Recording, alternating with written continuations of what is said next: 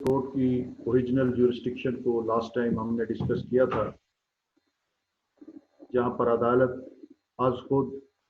या किसी शहरी की पिटीशन पर या फेडरल गवर्नमेंट या प्रोविंशियल गवर्नमेंट के कहने पर किसी भी लॉ का जायज़ा ले सकती है कि आया उसके प्रोविजंस, उसकी शिकें इंजेक्शन ऑफ इस्लाम से रिपग्नेंट तो नहीं है। आज हम फेडरल शिप कोर्ट की रिविजनल ज्यूरिस्डिक्शन का जायज़ा लेते हैं। आर्टिकल आप सब, अगर आपके सामने कॉन्स्टिट्यूशन मौजूद है तो revisional jurisdiction article 203 double D में दी हुई है। रिविजनल ज्यूरिस्डिक्शन आर्टिकल की reading, the court may call for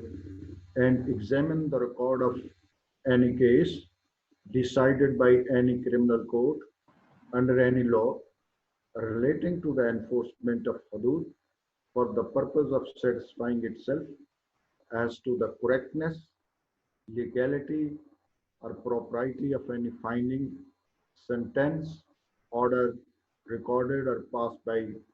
and as to the regularity of any proceeding of such court, and may, when calling for such record, direct that execution of any sentence be suspended, and if accused is in confinement, that he be released on bail or on his own bond, pending the examination of the record. तो हदूद के matter में criminal courts, मतहत criminal courts के decision जो हैं उनका जायज़ा, जिस तरह आम मैटर्स में तो हाई कोर्ट के वो मतहत हैं वो जायज़ा लेती है, लेकिन हदूद के मैटर में फेडरल शरीयत कोर्ट को ये जुरिस्डिक्शन कॉन्फर की गई है कि किसी भी मतहत अदालत के रिकॉर्ड को तलब करके उसका जायज़ा ले सकती है कि उसका डिसीजन जो है वो दुरुस्त है, करेक्ट है, और जिस तरह की कानूनी रेगुलरिटी उस प्रोसीडिंग में होनी चाहिए उसी तरह की अदालत ने अडॉप्ट की है, और अगर मुनासिब समझे तो इस दौरान उस अक्यूज को बेल पर अदालत कर सकती है। In any case, the record of which has been called for by the court may pass such order as it may deem fit and may enhance the sentence. किसी भी किस्म का ऑर्डर पास कर सकती है, और किसी भी किस्म का ऑर्डर एक तो ये हो सकता है कि अगर उसको सजा हुई थी तो अदालत उसको एक्विट कर सकती है, ज्यादा सजा हुई थी तो उसको कम कर सकती है, और साथ सजा कम और मुनासिब दी हुई नजर ना आए तो उसको इनहांस भी कर सकती। लेकिन अगर नीचे वाली अदालत ने एक्विट किया हुआ था कि उसको, तो उसकी रिविजनल ज्यूरिस्डिक्शन इस्तेमाल करते हुए अदालत अगर उस केस का जायजा ले रही है तो उसके मुतल्लिक प्रोसीजर ये है,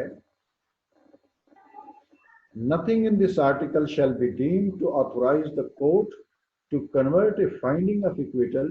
into one of conviction, and no order under this article shall be made to the prejudice of the accused unless he has had an opportunity of being heard in his own defense. दोबारा फिर समाप्त कर लें। Nothing in this article shall be deemed to authorize the court to convert a finding of acquittal into one of conviction, यानी बरीशुदा को conviction में convert नहीं किया जाएगा, and no order under this article shall be made to the prejudice of the accused unless he has had an opportunity of being heard in his own defense. और अगर उसको नुकसान देने वाला यानी उसके खिलाफ अक्यूज के कोई ऑर्डर पास करती है, उसकी सजा को इन्हांस करती है, तो उस वक्त तक ऐसा ऑर्डर पास नहीं कर सकती फेडरल कोर्ट तावक्ते के अक्यूज को वो सुन न ले। Court shall have such other jurisdiction as may be conferred on it by or under any law. और भी jurisdiction एक्ट पास करके इसको कॉन्फर की जा सकती है इस रिविजनल jurisdiction के अलावा। तो हदूद के मैटर में जो अपेलेट jurisdiction है वो भी लॉ के तहत, यानी हदूद के मैटर्स की अपील सुनने का इख्तियार भी फेडरल शियत कोर्ट को भी दिया हुआ है। इसको पावर्स भी सर्टन आइन के अंदर कॉन्फर की गई हैं, क्योंकि ओरिजिनल जुरिस्डिक्शन इस्तेमाल करते हुए लॉ का जायजा लेते हुए किसी को तलब करने की ज़रूरत पड़ सकती है, डॉक्यूमेंट तलब करने की ज़रूरत पड़ सकती है, किसी बयान की ज़रूरत पड़ सकती है किसी भी वक्त अदालत को। तो इस पर सर्टन पावर जो हैं इसको 203 ई आर्टिकल में फेडरल शियत कोर्ट को कॉन्फर की गई हैं, प्रोसीजर उसका और powers. For the purposes of the performance of the functions the court shall have the power of the civil court trying A suit under the code of civil procedure. जिस तरह civil court को civil procedure code के तहत जो इख्तियारात हासिल हैं, इस अदालत को भी अपना काम सर अंजाम देते हुए उस तरह की पावर्स हासिल होंगी in respect of following matters. यानी नीचे जो दिए हुए आपकी स्क्रीन पर सामने जो मामलात हैं उन पर सिविल कोर्ट की सारे मैटर्स पर नहीं, इनके हवाले से कौन से summoning and enforcing the attendance of the person and examining him on oath। किसी को तलब करना, किसी को अपने सामने हाजिर होने के लिए मजबूर करना और फिर उसका बयान जो है ओथ पर रिकॉर्ड करना। Requiring the discovery and production of any document, किसी भी डॉक्यूमेंट को उसके पास दरियाफ्त करना और उसको फिर तलब करना। Receiving evidence on affidavits, बयान हल्फी की सूरत में शहादत जो है उसको रिकॉर्ड कर लेना। And issuing commission for the examination of a witness or a document, और अगर कोई डॉक्यूमेंट नहीं लाया जा सकता या कोई गवाह अदालत के रूबरू हाजिर नहीं हो सकता तो उस पर कमीशन मुकर्रर करना कि वहाँ जाकर वो उसका बयान रिकॉर्ड कर लें या डॉक्यूमेंट को मुलाहजा कर लिया जाए। The court shall have power to conduct its proceeding and regulate its procedure in all respects as it deem fit। जिस तरह मुनासिब समझे अपनी प्रोसीडिंग को रेगुलेट करने के लिए अदालत जो भी तरीका अडॉप्ट करना चाहे उसको इख्तियार करने का उसको पूरा इख्तियार है। ऊपर वाले मामलात के हवाले से सिविल कोर्ट में जो प्रोसीजर अडॉप्ट किया जाता है सिविल कोर्ट उसको एम्पावर किया गया। फर्दर अपनी प्रोसीडिंग को रेगुलेट करने के लिए जो भी तरीका अदालत अडॉप्ट करना चाहे वो कर सकती है। The court shall have the power of the high court to punish its own contempt. और अगर इस अदालत की तौहीन की जाए यानी फेडरल शियत कोर्ट की तौहीन का इशू हो तो इसको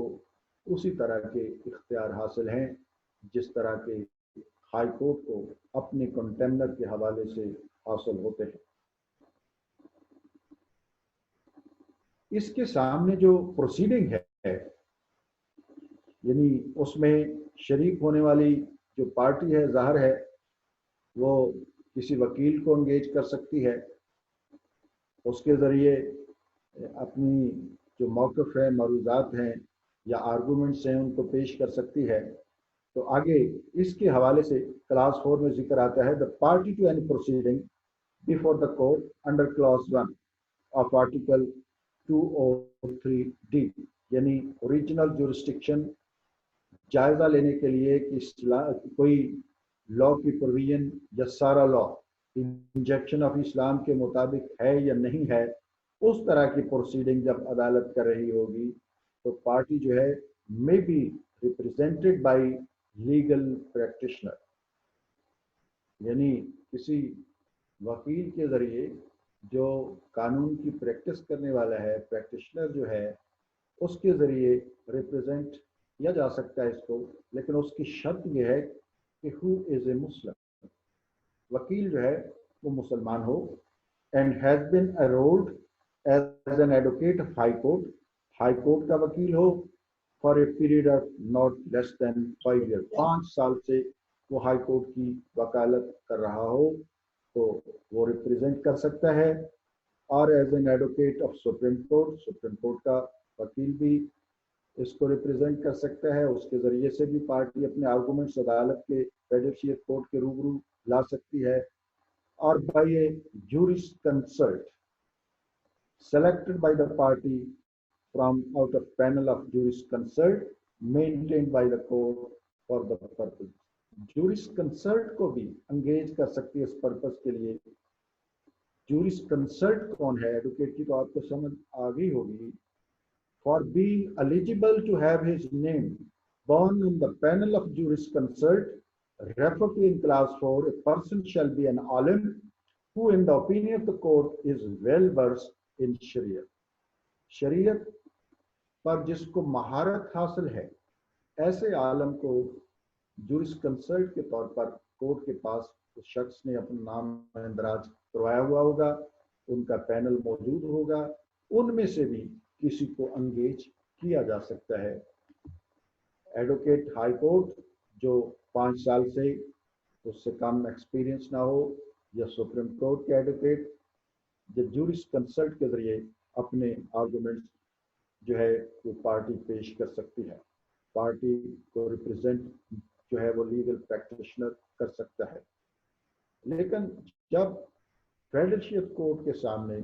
उसकी ओरिजिनल जुरिस्डिक्शन, जिसमें किसी भी कानून का वो जायजा लेती है क्या वो इस्लाम की प्रोविजंस के मुताबिक है या नहीं है, उसमें जो लीगल प्रैक्टिशनर है और a jurisconsult representing a party before the court shall not plead for the party। वो अपनी पार्टी के नुक्ता नजर से मौकफ नहीं बनाएगा, यानी उसका केस नहीं प्लीड करेगा। जब फेडरल कोर्ट के सामने वो पेश होगा, अगरचे किसी पार्टी को रिप्रेजेंट कर रहा है, लेकिन प्लीड उसका केस नहीं करेगा, but shall state, expound and interpret the injunction of Islam relevant to the proceeding so far as may be known to him, and submit to the court a written statement of his interpretation of such injunction of Islam। तो चूंकि कोई आम right का, कोई लेन then का, कोई recovery का, parties का म्यूचुअल एक दूसरे के खिलाफ तो कोई केस नहीं है। किसी लॉ को चैलेंज किया है, अगरचे उसमें भी एक पार्टी उस लॉ की सपोर्ट में हो सकती है, उसके अगेंस्ट हो सकती है, यानी फेडरल गवर्नमेंट में भी उसको डिफेंड कर रही हो, कोई और शख्स ने उसको चैलेंज किया हो, लेकिन चैलेंज किस बुनियाद पर किया है कि लॉ जो है वो रिपग्नेंट है to the injunction of Islam, तो इस्लाम इन्वॉल्व है। तो इस्लाम के असूल जो हैं, जिस हद तक वो शख्स समझता है जो किसी भी पार्टी को रिप्रेजेंट कर रहा है, तो उसके नुक्ता नज़र से वो इनकी तशरीह करेगा, ठीक है, जो अहकामात हैं उनकी ताबीर करेगा, या जितना उसका नॉलेज है जिस फरीक को रिप्रेजेंट करता है उसको रिप्रेजेंट करते हुए अपना मौक़िफ़ पेश करेगा। लेकिन पार्टी का केस प्लीड इसलिए ये लाजमी करार दिया ताकि थॉरो इंटरप्रिटेशन, नॉलेज और इल्म से वो शख्स जो है वो अदालत को ऑनेस्टली, शरीयत को जिस तरह वो समझता है वो अदालत के सामने राय आनी चाहिए, ताकि कवानीन का दुरुस्त ढंग से जायजा लिया जा सके। The court may invite any person in Pakistan or abroad whom the court consider to be well versed in Islamic law to appear before it and render such assistance as may be required of him। अदालत के मावन के तौर पर किसी भी दीगर शख्स को as a friend of the court further मावनत के लिए, आर्गूमेंट्स के लिए जो है वो तलब कर सकती है। अगर ये समझती है कि जो फरीकैन की तरफ से वकला पेश हुए उनसे पूरी तरह तसल्ली बख्श इस्लाम के अहकामात की तशरीह नहीं हुई, یا جو بھی ایشو اس میں انوالو ہے اس کی درست تشریح نہیں ہوئی تو عدالت کی رائے میں کوئی اور شخص ویل بسٹ ہے اس نقطہ نظر سے تو اس کو طلب کیا جا سکتا ہے، اور عدالت اختیار رکھتی ہے کہ اس کو طلب کرے اور اس سے جو ہے بلکہ جو بھی اس کا نالج ہے اس کا استفادہ کرے انٹرپریٹیشن کرتے ہوئے. جس طرح اوپر کہا کہ فریقین کی طرف سے ہی لوگ پیش ہو رہے ہیں لیکن وہ اسلام کی تعبیر و تشریح کریں گے جو ان کے نالج کے مطابق ہے، اور فردر بھی کسی ماہر کو، کسی ایکسپرٹ کو، اسلامک لا کے ایکسپرٹ کو طلب کیا جا سکتا ہے تشریح و تعبیر کے لیے اسلام کے احکامات کی. No court fee shall be payable in respect of any petition or application made to the court under Article 203D. جس پٹیشن کے ذریعے لا کی کسی پروویژن کو چیلنج کیا گیا تھا کہ وہ انجیکشن آف اسلام کے مطابق نہیں ہے، اس پٹیشن پر کوئی کورٹ فیس لاگو نہیں ہوگا. Court shall have power to review any decision given on order made by it. کوئی بھی فیصلہ جو عدالت نے کیا ہے اس نقطہ نظر سے اس کو ریویو کرنے کا بھی اختیار حاصل ہے. تو ہم نے اوریجنل جورسڈکشن اور اس اوریجنل جورسڈکشن کے استعمال پر ریویو کا اختیار بھی، پھر ہم نے اوریجنل جورسڈکشن اس کی دیکھی کہ بھئی آئین کے اندر ریجنل جورسڈکشن جو ہے وہ بھی کانفر کی گئی ہے حدود کے میٹرز میں کہ بھئی نیچے والی عدالتوں کے کیسز کا جائزہ لے سکتی ہے کہ انہوں نے مناسب احکامات اس پر صادر کیے ہیں. اب اس عدالت کے فیڈرل شیپ کورٹ کا ڈیسیژن ہو تو اس کی اپیل کدھر جائے گی؟ اس کی اپیل سپریم کورٹ میں آپ کے سامنے آرٹیکل 203F میں لکھا ہوا ہے کہ اپیل ٹو سپریم کورٹ. لیکن جو فیڈرل شریعت کورٹ کی اپیل سنتا ہے، یعنی جو اس کو سپریم کورٹ میں دائر کی جاتی ہے، اور وہ بینچ جو اس کے اندر سے تشکیل دیا جاتا ہے جس میں مسلم ججز بیٹھتے ہیں، اس کو شریعت اپیلٹ بینچ کہتے ہیں. یہ اس آرٹیکل کے اندر جو عبارت دی گئی ہے ٹورڈز دی اینڈ وہ نام آئے گا. یعنی بیسیکلی یہ اپیل جس کو لکھا ہوا ہے ٹو سپریم کورٹ، وہ شریعت اپیلٹ بینچ جو ہے سپریم کورٹ سے وہ اس کی سماعت کرتا ہے. اس کی بھی ریڈنگ ہم کر لیں. اس کو یوں سمجھ لیں کہ نیچے والا فیصلہ جس کو یہ کہا گیا تھا کہ عدالت جو ہے جب بھی کسی قانون کو یا اس کی شک کو 203D میں لکھا ہوا تھا کہ فیڈرل شیپ کورٹ جو ہے اس پر ریزنز دے، ڈیسیژن کی ریزنز دے گی کہ بھئی کیوں اس نے ڈیسیژن کیا، کن وجوہات کی بنیاد پر، اور پھر یہ کہ اس لا کا کون سا پارٹ کس حد تک انجیکشن آف اسلام کے خلاف ہے اس کو بالکل کلیئر کرے گی. اور تیسری بات یہ تھی کہ ڈیٹ اسپیسیفائی کرے گی کہ کس دن سے اس کا فیصلہ جو ہے وہ نافذ العمل ہوگا. پھر لکھا ہوا تھا کہ کوئی بھی فیصلہ اگر اس کی اپیل کی مدت ابھی ایکسپائر نہیں ہوئی تو اس وقت سے نافذ نہیں ہوگا، یعنی اپیل تک جو ہے وہ نافذ نہیں ہوگا. اور اگر اپیل ہو گئی ہے تو پھر اپیل کے ڈیسیژن تک وہ نافذ العمل نہیں ہوگا. تو اب ہم اس کی اپیل کا پروسیجر جو ہے اس کو دیکھتے ہیں. Any party to any proceeding before the court, اور کورٹ سے مراد فیڈرل شیپ court under article 203D aggrieved by final decision of the court in such proceeding may within 60 days of such decision prefer an appeal to the Supreme Court. کوئی بھی فریق جو سمجھتا ہے کہ بھئی اس کے نقطہ نظر سے فیصلہ درست نہیں ہے، اگریوڈ ہے، وہ سمجھتا ہے کہ فیصلہ جس طرح کی اس کی رائے تھی اس کے خلاف آیا ہے. ٹھیک ہے، میں اگر آرڈینری کیس ہوتے تو میں کہتا کہ بھئی فیصلہ اس پارٹی کے خلاف آیا ہے. ٹھیک ہے نا، مطلب یہی ہے. لیکن خلاف میں اس لیے نہیں کہہ رہا کہ تشریح جو ہے وہ اسلام کی انوالو ہے، اس کی تشریح کا ایشو تھا. اوپر خود آئین نے کہا ہے کہ جو وکیل بھی پیش ہوں گے وہ بھی پارٹی کو پلیڈ کرنے کی بجائے اسلام کے احکامات کی تشریح کریں گے، تاکہ بہتر صورت اور لا کا جو جائزہ لیا جا رہا ہے کہ آیا وہ कुरान और सुन्नत के मुताबिक हैं या नहीं है, दुरुस्त लिया जाए। तो अब डिसीजन आया है, तो ज़ाहिर है एक पार्टी अगर ये मौक़िफ़ रखती है कि जिस तरह उसके नज़दीक तशरीह बनती थी और नाकामात की, अगर फैसला उसके मुताबिक नहीं है तो वो अग्रीड है, यानी वो मुतासरा है, उस फैसले से खुश नहीं है, तो वो अपील कर सकती है। कितने दिन में? within 60 days, provided that an appeal on behalf of the federation or of a province may be preferred within 6 months of such decision। और अगर फेडरल गवर्नमेंट जो है वो समझती है, फेडरेशन समझती है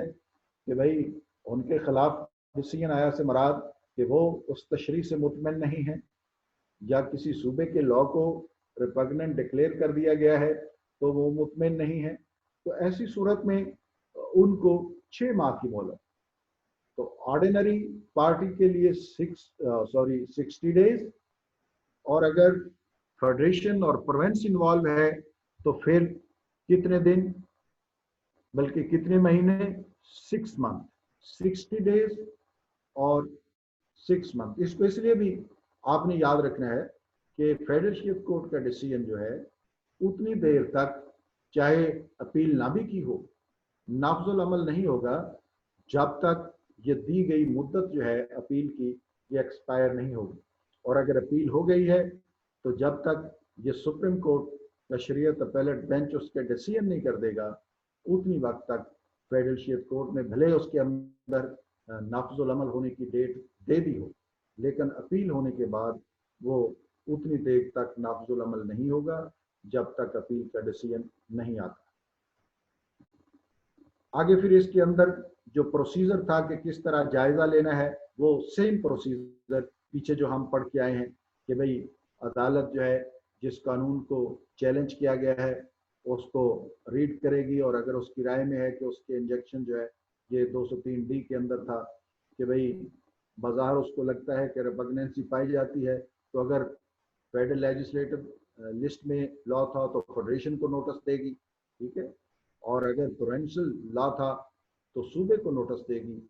ताकि समाअत करे। फिर आगे ये था कि समाअत करने के बाद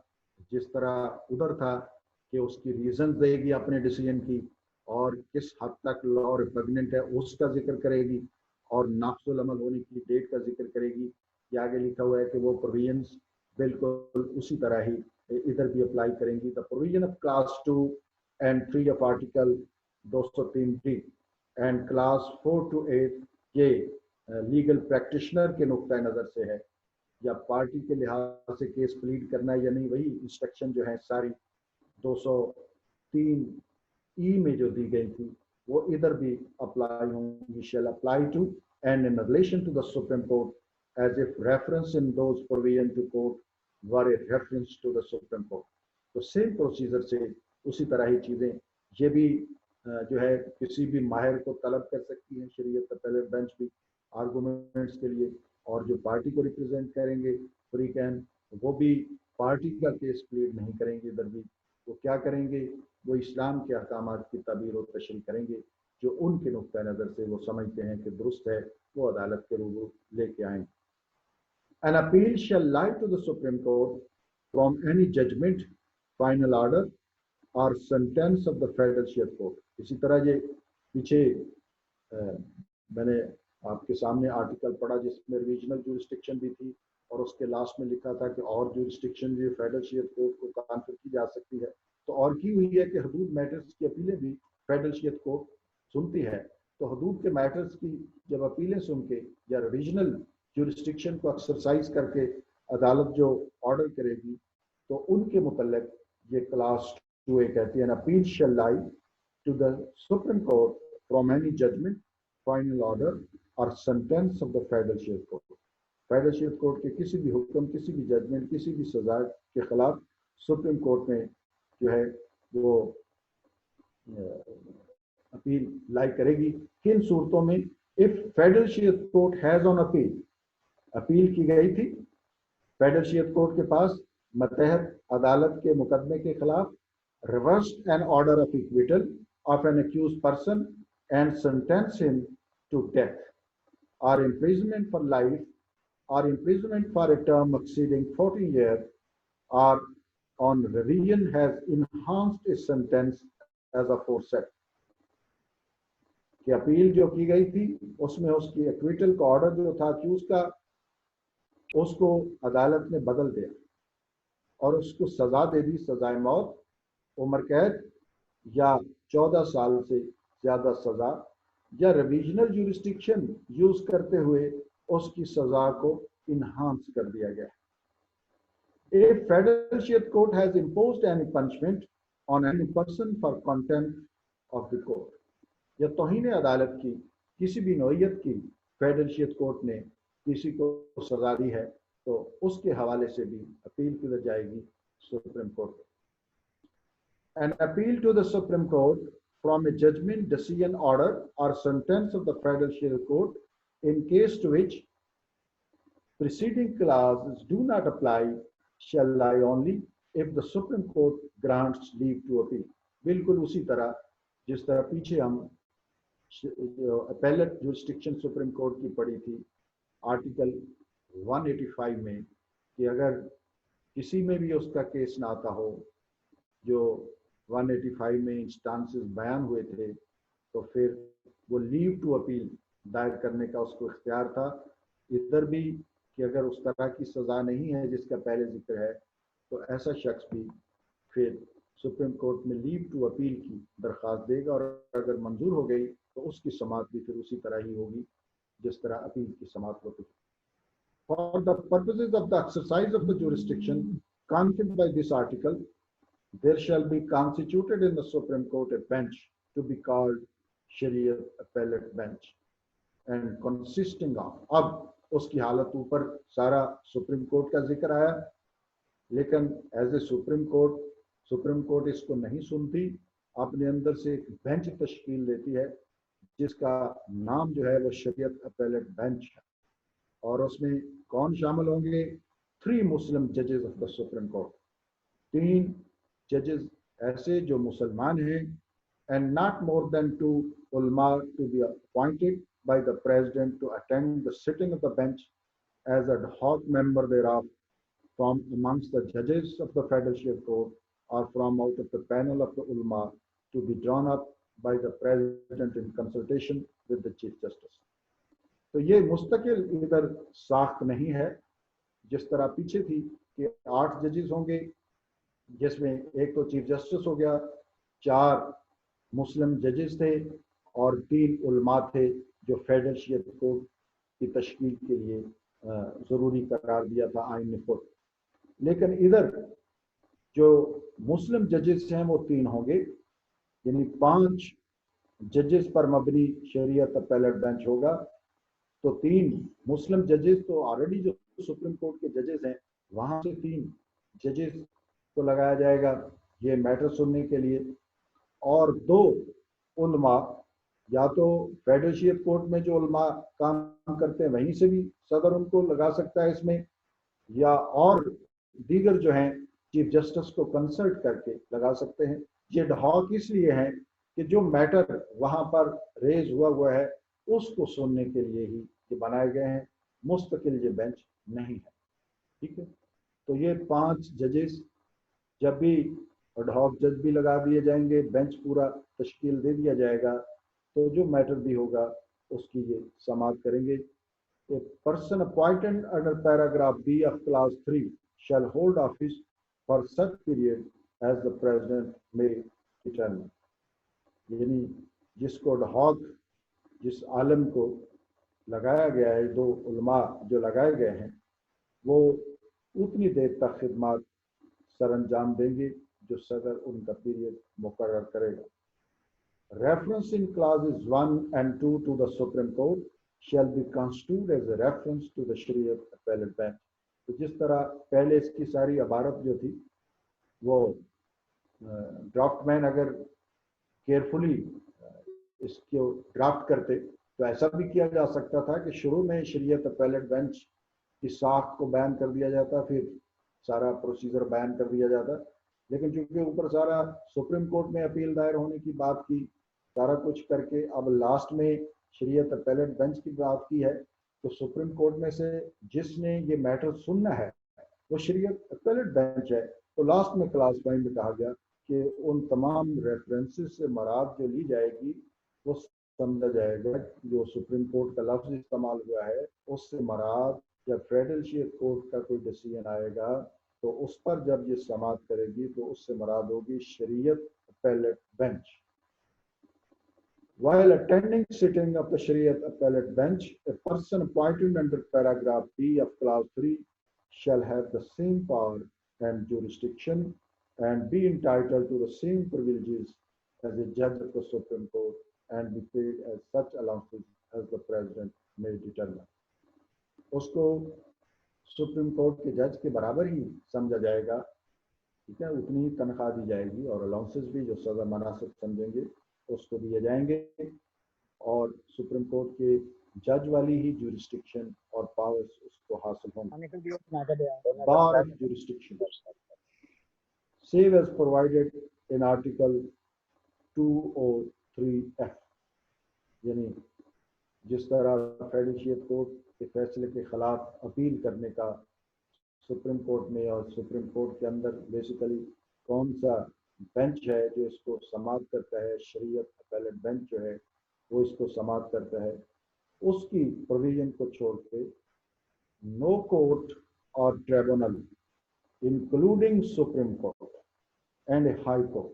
shall entertain any proceeding or exercise any power or jurisdiction in respect of any matter within the power or the jurisdiction of the court. Federal share court کی جورسڈکشن میں جن میٹرز کو اس چیپٹر میں دے دیا ہے ان پر نہ سپریم کورٹ نہ high court کوئی بھی ٹریبونل سماعت نہیں کر سکتا سوائے یہ شریعت اپیلیٹ بینچ کے, تو اس کے ذمے تو لگایا گیا ہے وہ سماعت کر سکتا ہے, اور کوئی عدالت جو ہے وہ فیڈرل شیئر کورٹ کی جورسڈکشن جو ہے اس پر اپنا جو ہے اختیار اس کو استعمال نہیں کر سکتی, ان کی جورسڈکشن کو بار کر دیا گیا ہے آرٹیکل 203G کے تحت. Decision of the court binding on high courts and courts subordinate to it. Subject to article 203D and 203F. Any decision of the court in exercise of jurisdiction under this chapter shall be binding on a high court and on all courts subordinate to a high court. تو یہ federal share court کے decision جو ہیں وہ تمام high courts کے لیے بھی اور جو ان کی ماتحت عدلیہ ہے ان کے لیے بائنڈنگ قرار دے دیے گئے. اب ہم اس سے آگے جو پارٹ ہے وہ تو رولز کے متعلقہ ہے یا اس سے پہلے جو پروسیڈنگ تھی جدھر ان کی بات ہے, یہ چیزیں چھوڑ کے ہم آرٹیکل 204 جو کنٹمپٹ کے متعلق ہے, توہین عدالت کے متعلق ہے, وہاں پر چلے جاتے ہیں. یا اگر آپ پسند کریں تو یہ صرف سیریمونیل قسم کی آرٹیکل کی ریڈنگ ہے, یہ آپ خود بھی ان کو کر سکتے ہیں. جو درمیان میں آرٹیکل 203H ہے اور 203J ہے, آئی جو تھا اس کو اومٹ کر دیا گیا ہے, لیکن اگر ریڈنگ آپ چاہتے ہیں تو میں آپ کے سامنے ان کی کر بھی دیتا ہوں, لیکن امپورٹنٹ پارٹ جو ہے وہ 204 آرٹیکل جو کنٹمپٹ کے حوالے سے اس سے میں بھی ذکر آیا, اور اس کو جہاں پر ذکر کیا وہاں لکھا ہوا ہے کہ اس کی کنٹمپٹ کو بھی سمجھا جائے گا جس طرح ہائی کورٹ کی کنٹمپٹ ہے. وہ اس لیے لکھنا پڑا کہ جو کنٹمپٹ کا آرٹیکل ہے اس کے اندر فیڈرل شیئر کورٹ کا ذکر نہیں تھا. جس طرح میں نے شروع میں پہلے لیکچر میں آپ کو بتایا تھا کہ یہ پورا چیپٹر جو ہے وہ بعد میں انسرٹ کیا گیا ہے, اوریجنلی یہ فیڈرل شیئر کورٹ کے متعلق کوئی پارٹ بھی آئین کا حصہ نہیں تھا. یہ اسلامائزیشن کا پروسیس جو ضیاء الحق صاحب نے شروع کیا تھا اس کے تحت انہوں نے مارشل لا آرڈر کے تحت یہ عدالت بنائی, بعد میں امینڈمنٹ کر کے آئین کے اندر جو تھا اس کو ڈال دیا گیا. تو اس لیے اس کی ساری ساخت جو ہے ایک انڈیپینڈنٹ انیکٹمنٹ طرز کی تھی, وہ اس کے اندر موجود ہے. اس کے پیچھے فلسفی یہ تھی کہ جو اسلامی کونسل ہے, جو اسلامی نظریاتی کونسل ہے, وہ شروع سے اوریجنلی باڈی کانسٹیٹیوٹڈ تھی. لا کا جائزہ لینے کے لیے ہی اس کو کانسٹیٹیوٹ کیا گیا تھا, بلکہ جو پہلے سے ایگزسٹنگ لا ہیں ان پر بھی اور جو نئے لا آئیں گے ان پر بھی جو ہے مجلس شورا بھی اور پروونشل اسمبلیز بھی اس کو کنسلٹ کریں گی کہ ان کی کوئی پروویژن اسلام کے منافی تو نہیں ہے، لیکن اس کا وقت جو تھا وہ ریکمنڈیشن والا تھا، ٹھیک ہے، بائنڈنگ نہیں تھا۔ لیکن فیڈرل شریعت کورٹ کا ڈیسیژن بائنڈنگ ہوتا ہے، حتمی ہوتا ہے، اور اس کے فیصلے کے بعد وہ لا جس کو یہ ریپگننٹ ڈکلیئر کر دے وہ سیز ہو جاتا ہے کہ وہ لا جیسے تھا ہی نہیں۔ لا کے سیز ہو جانے کا سیز ٹو بی لا کا لفظ اور کسی لا کو ریپیل کرنے کا فرق ہے، یہ آپ اپنے ذہن میں سمجھیں کہ ریپیل کرنے سے مراد یہ ہوتی ہے کہ جس بھی باڈی نے، لیجسلیٹو باڈی نے یا سب لیجسلیٹو باڈی نے کسی رول کو پرپاؤنڈ کیا، کسی لا کو بنایا ہے، وہ اس کو ریپیل کر سکتی ہے، ویری کر سکتی ہے، امینڈ کر سکتی ہے۔ تو ریپیل کرنے سے مراد ہوتی ہے کہ اس کو ختم کر دیا گیا، منسوخ کر دیا گیا۔ جب ریپیل ہو جائے تو وہ لا فیوچر پرپزز کے لیے نان ایگزسٹنٹ ہو جاتا ہے، وہ موجود نہیں ہے۔ لیکن جو پروسیڈنگ پہلے شروع ہو چکی، جو ایکٹس پہلے ہو چکے، یعنی جس دن ریپیل کیا گیا اس سے قبل کی چیزیں جو ہیں وہ پریویس لا جو ریپیل کر دیا گیا ہے جب وہ موجود تھا تو اس کے تحت ڈیل ہوتی ہیں، وہ پروسیڈنگ بھی اس کے تحت جاری رہتی ہیں۔ لا ریپیل ہو جانے سے جو پریویسلی انسٹیٹیوٹڈ پروسیڈنگز ہیں یا پریویس لا کے تحت جو رائٹس اپروو ہو چکے ہیں ان پر کوئی اثر نہیں پڑتا۔